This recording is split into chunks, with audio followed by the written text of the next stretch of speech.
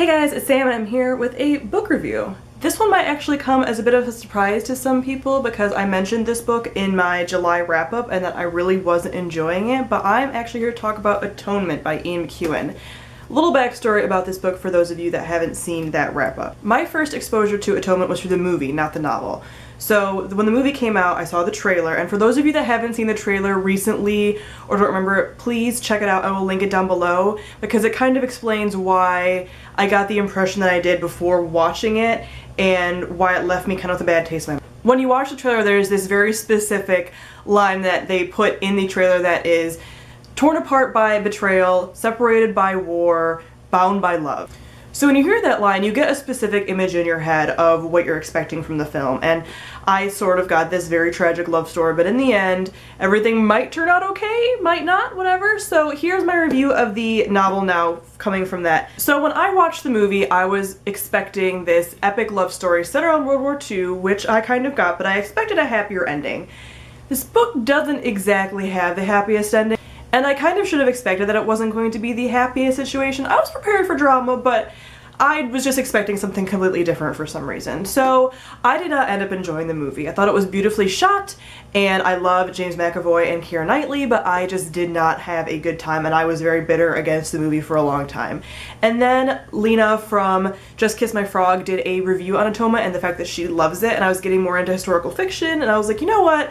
I'm gonna pick up Atonement, I'm gonna try to read it. That was about 2 or 3 years ago. So I tried to read it and only got a little way in at that point and just put it down because I just couldn't handle it. And then this was the first time that I've read it all the way through.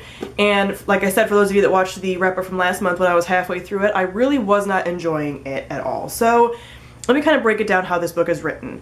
It is written in 3 parts. The first part takes place during one night.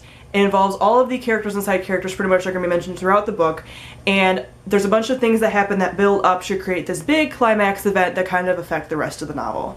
So that was the first part, and that was what I had read in July, and I really didn't like it. The reason for that is the main character and the main protagonist, although you do get a lot of different viewpoints within that first part, the main person that you're focused on is a, I believe, 13-year-old girl at that point, and she is not likable because she is a 13-year-old girl. You know, she's naive, she is very, has a very big imagination, but not in a good way, and you find her very grating, or at least I did, and I know a lot of people did, and knowing what I knew from the movie, I just did not like her, and I just couldn't get on board with her at all, and I just hated it. I knew it was coming, and I was just dreading it the entire time, so I really did not like that part. Also, throughout the entire book, the author has a way of writing that he goes on a lot of tangents and tells little side stories. Some people may really enjoy that, and I enjoyed it towards the end of the book, but at the beginning of the book, I really didn't. It was kind of just delaying the inevitable for me because I knew it was happening. If I would have not seen the movie before I read the book, I might have enjoyed that writing style and kind of really liked it, little flavoring, because I enjoyed it later on. I just didn't enjoy it then. So kind of take that with a grain of salt, and the fact that the main protagonist is not a likable character. She sucks.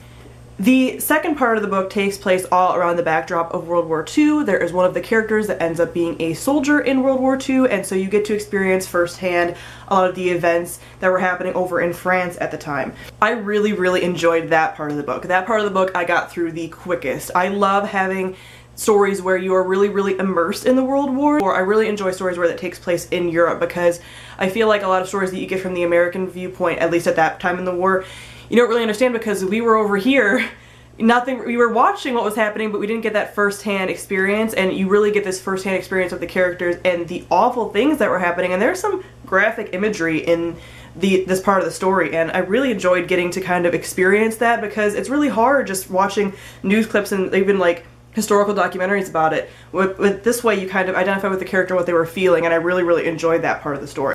The third part takes place after that, and it kind of takes you back to the main protagonist. So the beginning of the third part, I really, really didn't enjoy it. She's older at this point, but I still was not happy with it and was kind of struggling. And then I kind of picked up momentum and finally finished the book, and when I finished the book, I kind of liked it. So I don't really know where I stand right now, which is why this whole review might be a little bit rambly at times. There's probably going to be a lot of jump cuts, but I just, for some reason now I kind of like it. So, like I said, Originally, I didn't like the main character and the writing style, but I eventually grew to like the writing style a lot more, and I enjoy a lot of the themes that Atonement brings up. So there is a lot of things going on with Atonement as far as themes. There's this theme of love and being bound by love and being truthful and being committed to somebody. That is a huge part of Atonement. Also, this whole theme of betrayal and what that means and what one thing can do to kind of affect people's lives for the rest of their lives, and this whole idea of atonement and trying to atone for guilt that you feel, and can you ever really do that, and can you ever really make up for some of these huge wrongs that you might have done early on in your life, and the whole theme of war and peace and what that means and what war does to people, and can a country really recover from that, and can the people that were involved in that really recover? So there's a ton of things going on in here that I really, really enjoyed. Originally, when I first finished reading the book, I gave it a 3 stars on Goodreads. Now, I kind of feel like I can't give it a star review. I gave it a 3 stars originally because I felt like I really didn't enjoy reading the story when I was reading it. But now, thinking about it, it's been about a week since I've read it, I kind of like the story and what it did and how it wrapped up, even though I was not expecting that at all. I didn't think that I was going to enjoy the ending. I knew it was coming, I knew it was going to happen, and I thought I was going to hate it, and really, I kind of liked how they wrapped it up and how everything kind of ended, and yeah, so I really don't feel like I can give it a star review right now. I didn't enjoy necessarily reading it. I probably wouldn't read it again necessarily, but I want to watch the movie again and see if my ideas about it are changed and if I have a brand new perspective on it. I think that I would appreciate the movie a lot more at this point. So overall, I am gonna say I enjoyed this book. I don't know. If you like historical fiction and you like adult novels, I would give this a shot. It is really best to go into it without any kind of hints at all as far as the plot and everything. I know that you're watching a review, so it's a little hard, but I really wouldn't watch the movie before reading the book if you can help it, because it really, at least for me, really affected the way I felt about the story, and I think I would have enjoyed it a lot more had I not watched the movie first and kind of ruined it for myself. But at the time I didn't know it was a book, so I really can't do anything about that.